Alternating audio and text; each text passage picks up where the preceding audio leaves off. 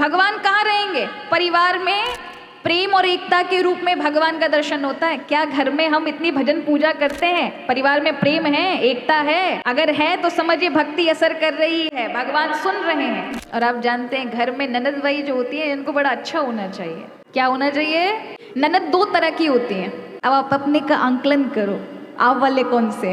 हाँ, हमारे यहाँ वाली तो माताएं सब अच्छी हैं, पर हम बता रहे दुनिया में ऐसे भी दो कैटेगरी में ननद होती हैं। तो आप दूसरे वालों को भी सुन लो कैसे होते हैं। एक तो होते हैं जिसको कुछ दिया या नहीं दिया लेकिन पता चल जाए मायके में भाई के यहाँ कुछ हो रहा है, पिताजी के यहाँ कुछ हो रहा है। अगर घर में ऐसे परिवार में आ चुकी है जहां पर निकलने नहीं देते, तो सास को 15 दिन से प्रसन्न करने के लिए सारी सेवा करती रहेगी। बस मुझे 4 दिन की छुट्टी दे दो, वहां कोई संभालने वाला नहीं है। और वहां जाएगी, कुछ मिलने वाला नहीं उससे भले ही, लेकिन उसे बड़ी खुशी होती है सारा घर का काम करना, सब चीज। हमारा कोई काम बिगड़ना नहीं चाहिए, ये नहीं करना चाहिए, सब संभाल दूं। ऐसी माताएं बहनें जिस घर में हैं, उस घर में साक्षात लक्ष्मी का वास होता है। उस घर में कभी भी दरिद्रता नहीं आ सकती। और ऐसी माताएं जिनके हृदय इस प्रकार के, उनको जीवन में भगवान की ओर से वह सब प्राप्त होता है जो उनकी इच्छा होती है। उन्हें मांगने की आवश्यकता नहीं पड़ती। और एक ननद ऐसी होती हैं, करने से पहले पुरस्कार दीजिए, क्या मुझे आईफोन दिलाओगे, ये दिलाओगे, कपड़ा कहाँ से लेकर आ रहे हो, साड़ी कितनी कीमत की दे रहे हो, क्या मिलेगा मुझे, इस बार सोने का दोगे कि नहीं दोगे। ऐसा नहीं होना चाहिए महाराज। रिश्तों को कभी भी पैसे पे नहीं तोलना चाहिए, कभी भी नहीं। जो पैसे पे तुल जाए वो रिश्ते नहीं होते।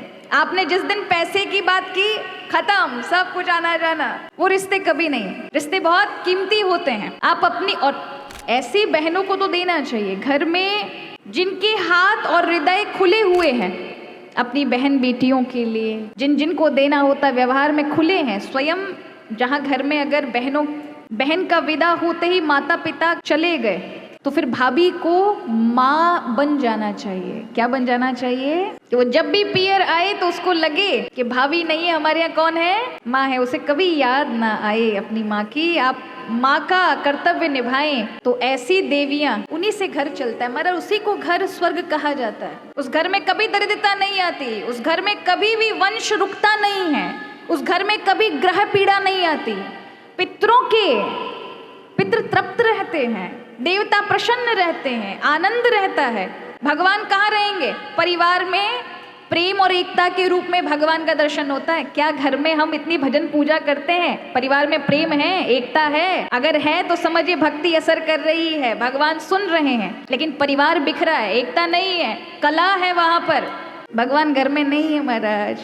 जीवन में भक्ति का रोपण नहीं है, प्रभु का आशीर्वाद नहीं उतरा।